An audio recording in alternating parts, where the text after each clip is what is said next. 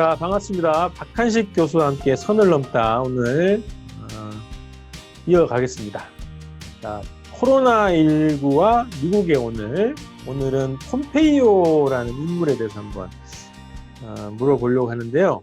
지금 트럼프 행정부 내에서 대중국 선전전, 대공격 이런 것들이 최전선, 제일 앞장에 선 인물이라고 좀 보여집니다. 최근에 이런 얘기를 했네요. 6월 달에 그 시진핑 총서기는 그의 군사적 능력을 증강하는데 몰두하고 있다.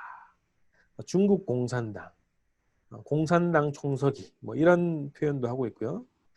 중국의 공산당은 서구의 신념과 민주주의, 가치를 파괴하는데 몰두하고 있다.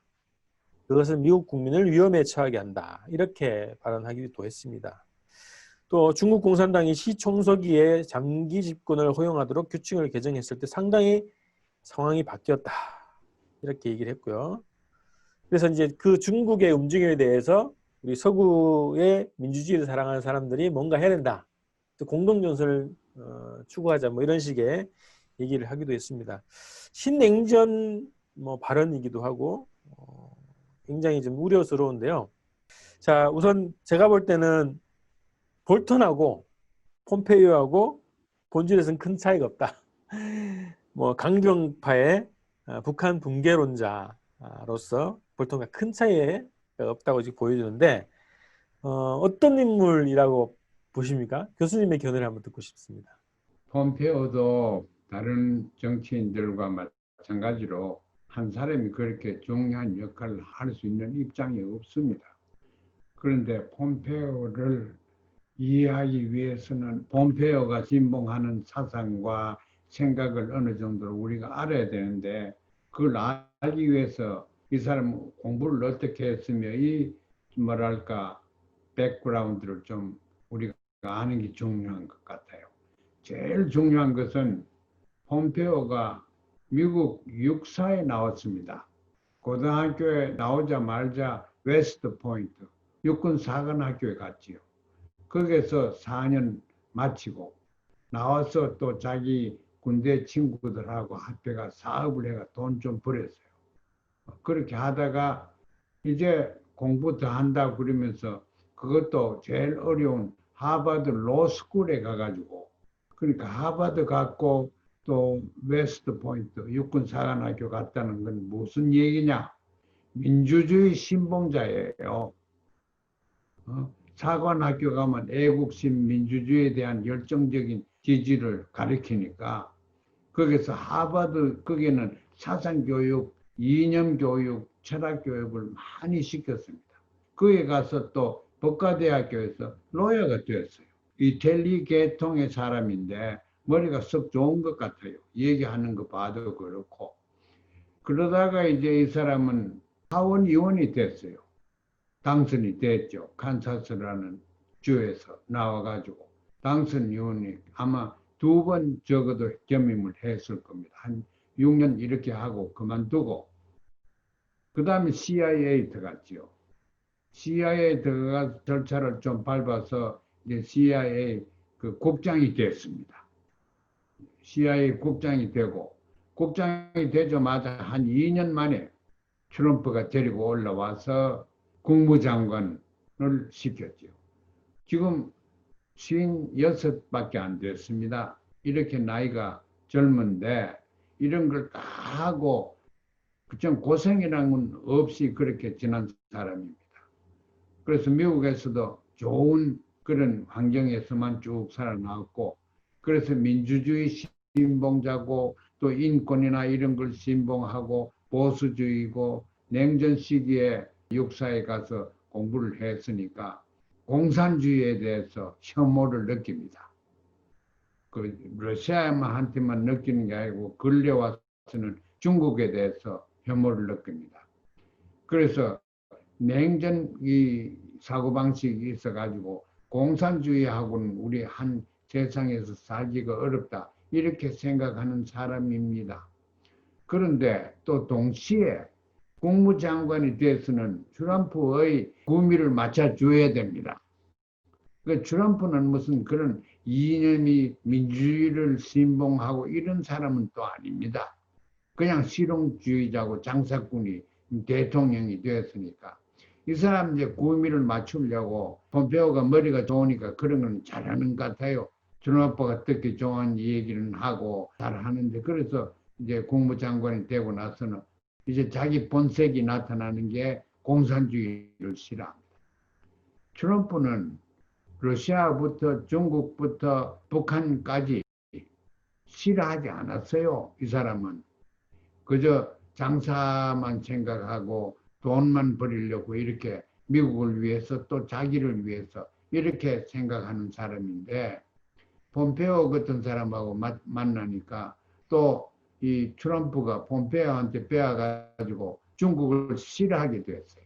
그러자 또 여기에 선거가 오고 하니까 선거에 지금 뭐 굉장히 뒤처져 있습니다. 그래서 이제 폼페오 같은 사람한테 좀 영향을 받고 이래서 이제 중국을 반대하면은 미국 국민의 지지를 받을 수 있겠다 하는 이런 판단을 한 것 같습니다. 그래서 중국은 경쟁 대상으로 그냥 두고 북한은 어떻게 하든지 우리 편으로 만들자. 이게 폼페오하고 트럼프가 생각합니다. 그래서 폼페오가 생각하는 미국의 대북 정책은 어떻게 하든지 우리 편으로 만들자. 그래서 김정은하고도 또 만나고 앞으로 또 만나고 싶어 하고 이렇게 하죠. 폼페오하고 트럼프가 하는 거는 북한을 변화시키자. 자본주의식으로 변화를 시키자. 그래서 우리 편을 만들자.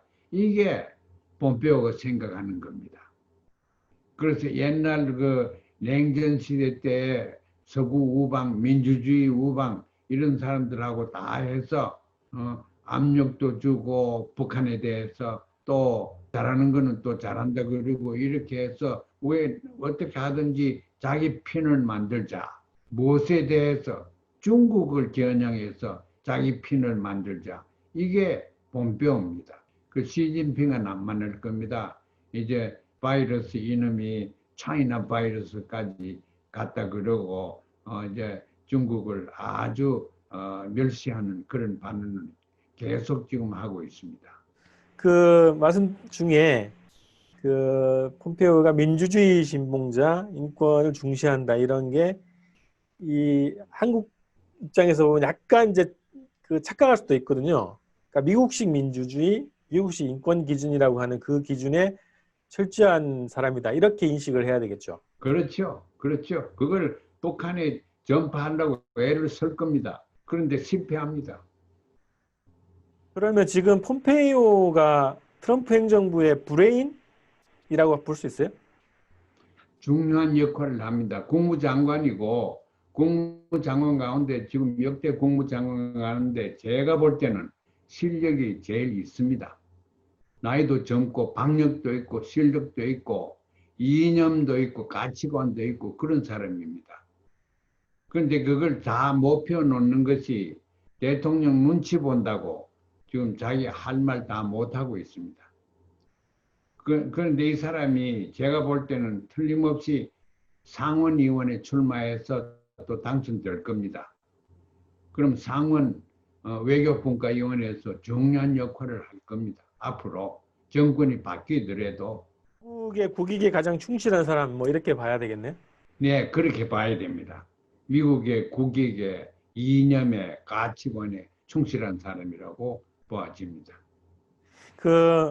저는 개인적으로 봤을 때는 폼페이오가 여러 차례 방북도 하고 북미 회담에 배석도 했는데 굉장히 교묘한 사람이다. 은큼한 사람이다.